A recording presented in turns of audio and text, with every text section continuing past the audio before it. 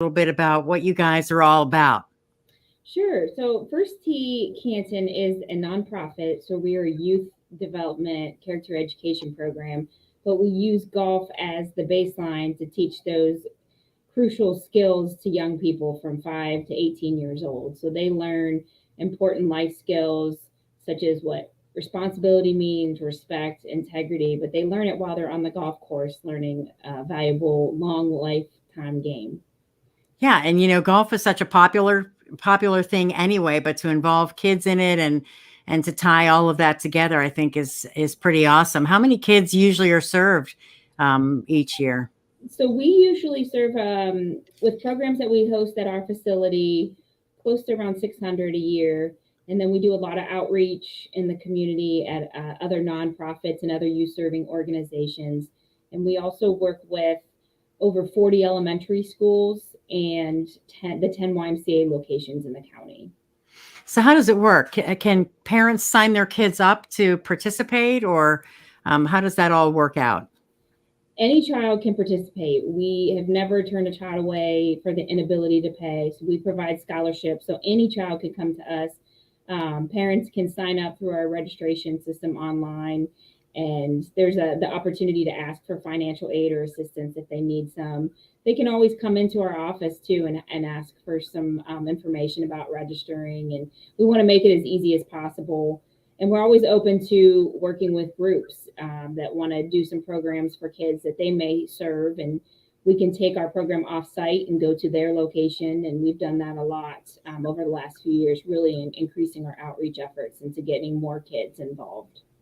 And what kind of things does the program involve? Say, I sign up my son or daughter, and then what happens?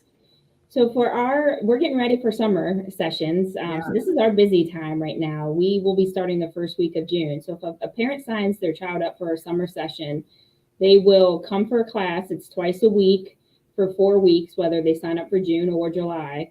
The kids are here for an hour and a half.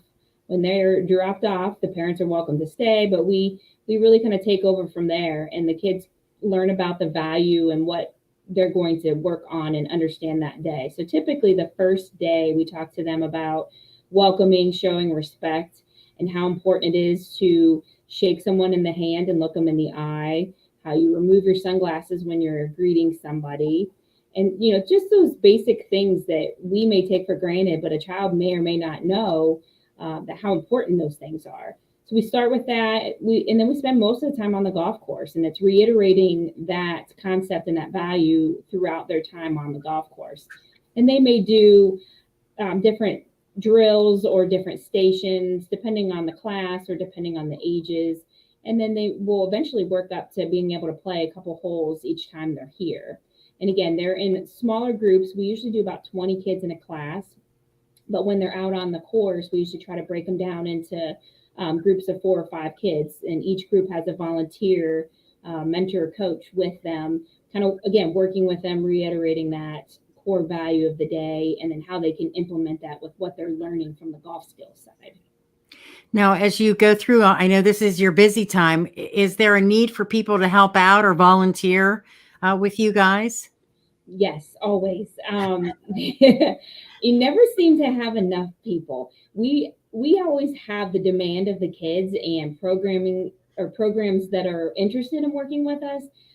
We actually are kind of spread out today. We have some staff and some volunteers over at Perry High School at the Exceptional Olympics. So we do again offsite programs. So we need volunteers that are willing to help with those kind of events.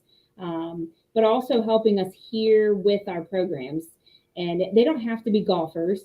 If they can work with kids and have a little understanding of the game of golf, just for safety perspective, it makes it easier. But we can teach them how to go through the day or how to go through the class and what they're supposed to be working on that day with those kids. They don't have to worry about teaching someone how to hold a club or what club to use or any of the specific golf side of it. We have staff and some lead trained coaches that are responsible for that. But we do have a lot of opportunities even for facility. We run our own 9-hole par 3 facility that's strictly for youth programming. So we are also responsible for maintaining that facility, mowing the grass, keeping the flower beds clean. So we have, again, where today is the United Way Day of Caring. We have a group coming in at 1 o'clock to help us keep the facility clean, get some of our club sheds organized. So we'll find a use for people if they have an interest. And should they call you? Is there a number they can call? Yes, they can call us at 330-452-5331. They can speak with any of our staff, and they can direct that individual to our outreach coordinator, Mindy Paymer. She manages and handles a lot of those relationships with our volunteers. And there's also information on our website at firsttee-canton.org that kind of outlines what a volunteer does, what that looks like, what information they would need, and what we require from that respect. And I know you're celebrating 20 years, and you're going to have a great event coming up on August 18th. Tell us a little bit about that. So we're very excited. It's the 20th anniversary of us being a First Tee chapter. So we are part of a national network of chapters, but we are independently run, and we do a lot of our own fundraising and a lot of our own independent work. However, we are part of this national organization that provides a lot of oversight to us, and great organization. And we are really proud to say this is our 20th anniversary. Greg Shorson has really done a lot of great things with getting the First Tee started. He spent more than 20 years getting things ready and getting the organization put together, but this is our official anniversary. And we are going to do a kind of a community celebration. We really talked about what does that need to look like? What should we do to celebrate? And we thought it was important just to open it up and have kind of an open house feel.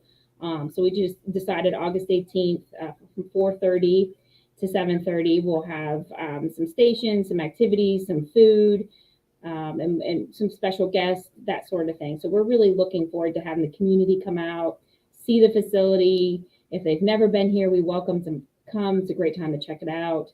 And then we're welcoming and inviting everybody that's ever had a part in First Tee to come back, whether it's participants or former volunteers, former board members. We'd love to see everybody pop in if they can.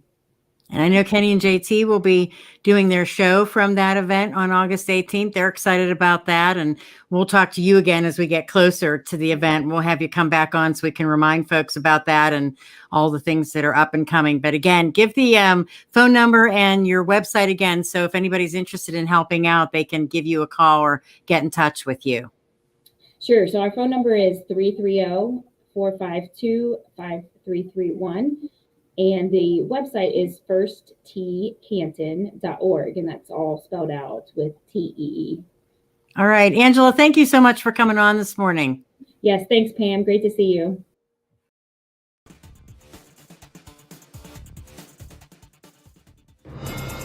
Now, Money News at 25 and 55.